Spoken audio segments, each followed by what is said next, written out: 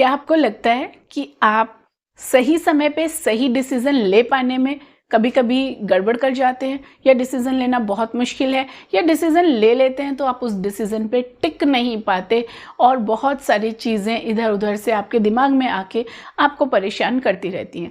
अगर आपकी भी यही प्रॉब्लम है तो इस वीडियो को एंड तक देखिए। इसके अंदर जो पॉइंट्स मैंने बोलने हैं, मैं बताने वाली हूँ, आप उनको ध्यान से समझिए। अगर ज़रूरत पड़े तो कुछ पॉइंट्स को दोबारा भी आप नोट कर सकते हैं, दोबारा भी आप सुन सकते हैं, पर इसको ध्यान से समझेंगे तो आपके लिए ये बहुत इम्पॉर्टेंट है, क्योंकि सही डिसीज़न लेना इतना ज़रूरी है। एक जो बहुत सारी कहावतें भी बनी हैं कि it is better to have one in hand than two in bush, यानी कि अपने हाथ में जो चीज़ एक है उसको रखना ज़्यादा इम्पॉर्टेंट है। दो के पीछे भागने में तो कुछ भी हाथ नहीं आता। या फिर हिंदी में एक बहुत अच्छा कहावत है, दोहा है कबीर जी का, दुविधा में दोनों गए माया मिली ना राम। इसका पूरा तो थोड़ा सा लंबा है, लेकिन कहने का मतलब ये है कि जब आप दुविधा में हैं तो आपको ना ये चीज़ मिलती है ना वो चीज़ मिलती है। इसीलिए राइट डिसीज़न के इम्पैक्ट आपकी लाइफ पे बहुत इम्पॉर्टेंट हो सकता है। अगर आपका डिसीज़न गलत है तो आप बहुत बार अपने हाईएस्ट पोटेंशियल तक नहीं पहुंच पाते। अब क्यों होता है ऐसा? डिसीज़न हर कोई लेना चाहता है और हम दिन भर सुबह से लेकर शाम तक हम डिसीजंस लेते ही रहते हैं।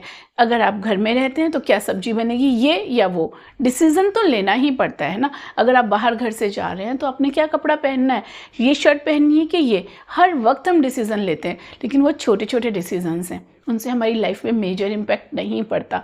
मेजर इम्पैक्ट कुछ चीज़ों में पड़ता है, जिनमें से बहुत सारे इम्पैक्ट्स आपके करियर या पैसा कमाने वाले जो ऑप्शंस होते हैं उनमें बहुत इम्पैक्ट पड़ता है, या आपकी जो रिलेशंस हैं, फैमिली या जो भी रिलेशंस हैं, उन रिलेशंस में बहुत इम्पैक्ट पड़ता है।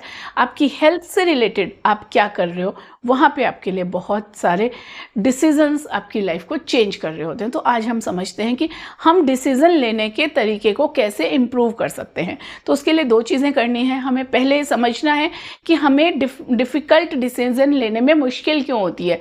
कोई भी डिसीज़न लेना है तो हमारे लिए मुश्किल क्यों हो रही है?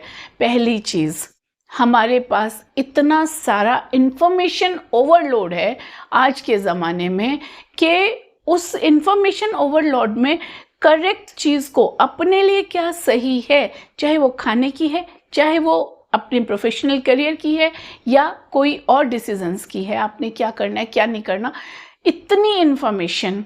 अगर कहीं पुराने ज़माने में देखा जाए, आज से 20, 30, 40 साल पुराने ज़माने में, तो एक इंसान को पूरी ज़िंदगी में इतनी इन्फॉर्मेशन नहीं मिलती होगी जितनी कि आज के दिन, एक साल के अंदर, एक महीने के अंदर एक जनरल इंसान को, एक नॉर्मल इंसान को अपने फ़ोन पे, सोशल मीडिया से, गूगल से या किसी भी चीज़ से, टीवी चैनल से मिलती रहती है। तो वो इतना सारा इन्फॉर्मेशन हमारे दिमाग के अंदर जब प्रोसेस होता है, जब उसके पास डायरेक्शन नहीं होती तो वो कन्फ्यूज़न क्रिएट करता है।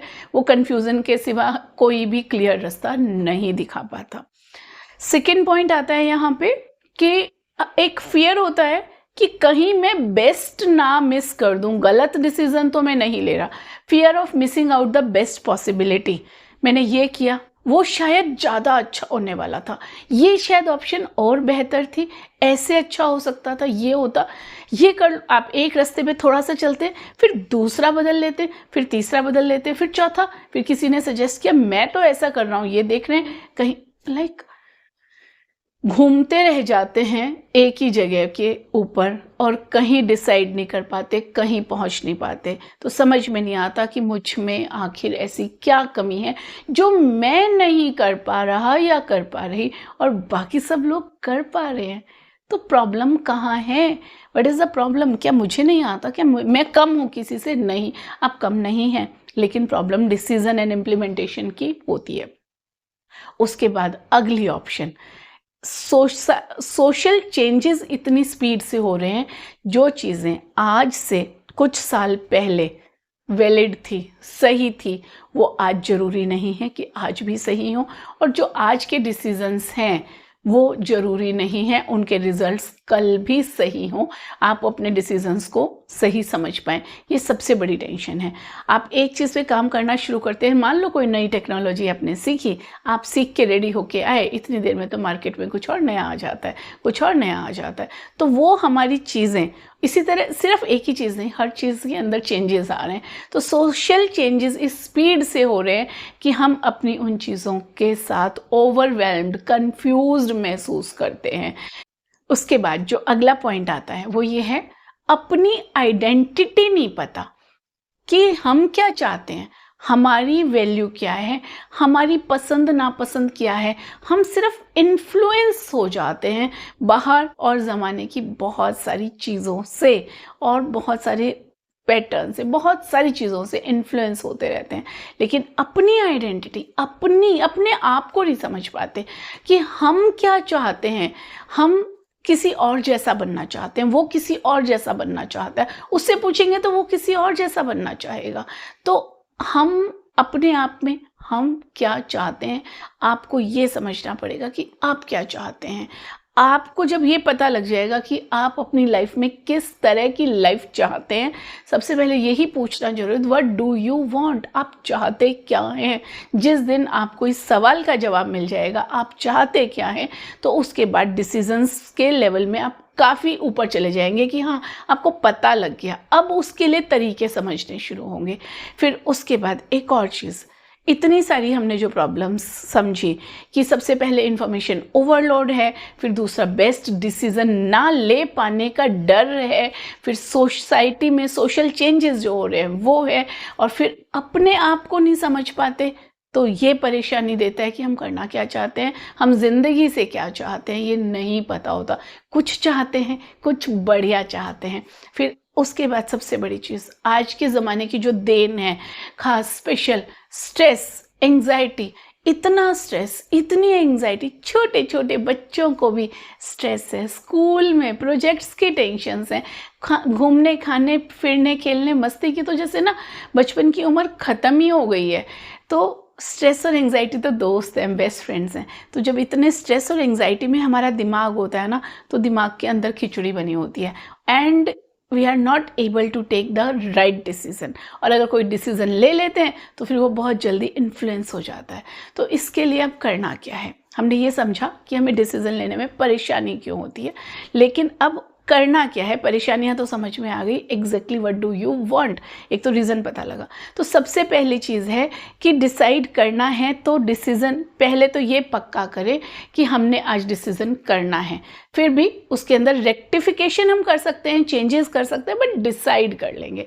और डिसाइड करने के लिए कुछ तरीके हैं, अपने आप को समझना है। पहला सवाल जो मैं बता चुकी हूँ कि अपने आप से पूछो, मैं क्या चाहती हूँ। एक प्रॉब्लम आ रही है मेरी लाइफ में, कोई प्रॉब्लम आ रही है, मुझे ये प्रॉब्लम है, बहुत सारी चीज़ें लिख ली, लेकिन उसके बाद एक सवाल जरूर पूछो, व्हाट डू यू वांट, आप क्या चाहते हो।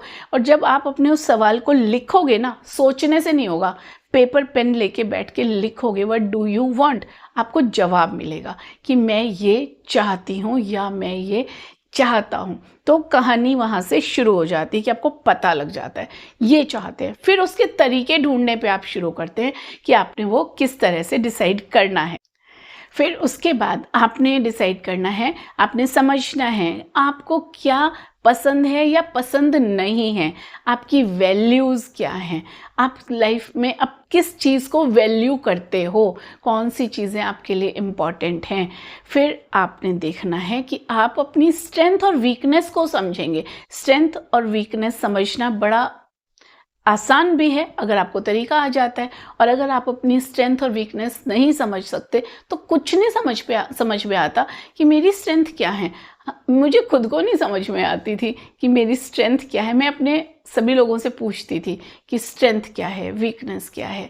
सिंपल सी चीज़ है। अब एक सेंटेंस में अब आपको अगर मैं समझाऊं कि अगर किसी चीज़ पे कोई मुझ पे डिपेंड कर सकता है, somebody is dependable on me, यानी कि आई हैव दैट स्ट्रेंथ, मुझे उसकी काबिलियत है कि मैं ये कर सकती हूँ। जो भी आपकी काबिलियत है वो आपकी स्ट्रेंथ है, और जिस भी चीज़ में आपकी काबिलियत में कमी है वो आपकी वीकनेस है, सिंपल सी बात है। तो ये इतनी सिंपल सी चीज़ कि क्या काबिलियत है वो तो हमें पता होता है ना, मैं ये कर सकती हूँ, मैं नहीं कर सकती, मुझे ये आता है, नहीं आता है, सिंपल। खाना अच्छा बनाना है तो वो स्ट्रेंथ है। तो अपनी स्ट्रेंथ और वीकनेस डिसाइड करें, अपनी वैल्यूज़ डिसाइड करें, उसके बाद आप उसको लिखें और अपने डिसीजन जो भी करना है वो करने के लिए फाइनली तैयार हो जाएं।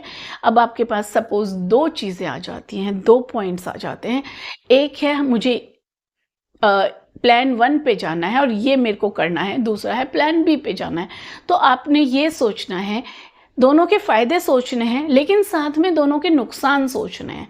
फ़ायदे तो डेफिनेटली दोनों ही ऑप्शंस में होने ही होने हैं, लेकिन दोनों के साथ कुछ ना कुछ नेगेटिव फैक्टर जुड़ा ही होगा। जैसे मान लो आपने जॉब करनी है या बिजनेस करना है, जॉब के अपने फ़ायदे हैं तो कुछ नुकसान है, बिजनेस के कुछ और फ़ायदे हैं तो कुछ नुकसान है। तो जब आप उन फ़ायदे और नुकसान को लिखने बैठते हो तो आपने समझना है कि क्या नुकसान है, आर यू रेडी टू पे the price of that loss, that negative part. अगर मान लो आपने जॉब नहीं छोड़ी या जॉब छोड़ दी, कोई भी चीज़ है, उससे क्या प्रॉब्लम आती है कि आप इंडिपेंडेंट नहीं हो पाओगे। सपोज आप जॉब में हैं, आपने जॉब नहीं छोड़ी and you are in the job, और उसके बाद आप बिजनेस नहीं स्टार्ट करते, तो क्या प्रॉब्लम है। फ़ायदा ये है कि आपको एक लगी बंदी तनख्वाह मिल रही है, नुकसान ये है कि आप अपना बिजनेस एस्टेब्लिश नहीं कर पाओगे, अपनी मर्जी के मालिक नहीं बन पाओगे। लेकिन अगर आप छोड़ देते हैं तो उसके नुकसान क्या हैं, उसके नुकसान ये है कि आपको कोई तनख्वाह देने वाला नहीं है, आपको अर्न करना है, अपने आप को एस्टेब्लिश करना है, अपने दम पे करना है, और आपको अपने स्टाफ की सैलरीज भी निकालनी पड़ेगी। तो उसकी टेंशन भी हो सकती है, लेकिन उसके चक्कर में हो सकता है कि आप अपने ऊपर इस तरह से मेहनत करोगे कि आप बेहतर परफॉर्म करके एक नए लेवल पे जा सकते हो। तो आपको कौन सी वाली प्रॉब्लम को आप फेस करने को तैयार हो, कौन से रिस्क को एक्सेप्ट करने को तैयार हो, क्योंकि ये चीज़ें इंपॉर्टेंट होती है। फिर अगला पॉइंट आपने ये देखना है कि जब आपको कन्फ्यूज़न फिर भी आएगा, ऐसा नहीं है कन्फ्यूज़न एक ऐसी चीज़ है जो ख़त्म कर सकते हो, आप जिंदगी परमानेंट ख़त्म नहीं कर सकते। परमानेंट ख़त्म नहीं कर सकते तो मतलब ये दोबारा आएगा। दोबारा आ रहा है तो समझो क्या ये कोई नया पॉइंट है जिसमें मैं कंफ्यूज हो रही हूँ, या कुछ ऐसी चीज़ है जिसमें मेरे को फिर से कंफ्यूजन हो रहा है। क्या ये मेरी आदत है, बार बार कंफ्यूजन होते रहते हैं। सो ऐसे ही एक मैं आपको किसी का रियल इंसिडेंस बता रही हूँ कि उसको कुछ परेशानी थी, कंफ्यूजन हर थोड़े दिन में कुछ ना कुछ कंफ्यूजन, सभी चीज़ों में कंफ्यूजन नहीं थे, लेकिन एक पर्टिकुलर पॉइंट अपने प्रोफेशनल डिसीजंस में उसको बड़े कन्फ्यूज़न रहते थे। तो उस इंसान ने जब उसने ये एक्सरसाइज की, बिल्कुल एग्जैक्टली इसी तरीके से जैसे मैंने आपको बताया है, लिखा, समझा, अपने आप को समझा, स्ट्रेंथ और वीकनेस समझी, सब कुछ समझा, और उसके बाद डिसीजन लिया। उसके बाद भी कन्फ्यूजन्स आए, फिर उसको इसी तरह से समझा। उसके 34 ईयर्स से भी ज़्यादा से जो कन्फ्यूजन्स चल रहे थे लाइफ के, वो कन्फ्यूजन्स ऐसे क्लियर हुए, वाओ। एंड इतनी बढ़िया क्लैरिटी, एंड उस इंसान की लाइफ बहुत एकदम से स्काई रॉकेट की तरह से एकदम चेंज होने लगी। So it is possible to learn the science of decision. ऐसा नहीं है डिसीजन लेना कोई बहुत लंबी चौड़ी बात है, कोई बहुत मुश्किल है, लेकिन हमने डिसीजन लेने के तरीके सीखे नहीं हुए, हमने लिख के करने के तरीके नहीं सीखे। तो अब मुझे लगता है कि आप समझ गए हो, लेकिन स्टिल अगर कोई परेशानी महसूस करते हो तो मुझे कमेंट्स में लिख के बताएंगे। और अगर आपने यहाँ तक वीडियो मेरा देखा है तो चैनल को सब्सक्राइब कर लीजिए। किसी को अगर लगता है कि आपको लगता है किसी को ये वीडियो शेयर करना चाहिए तो आप इसको शेयर कीजिएगा। See you soon in the next video. Bye bye.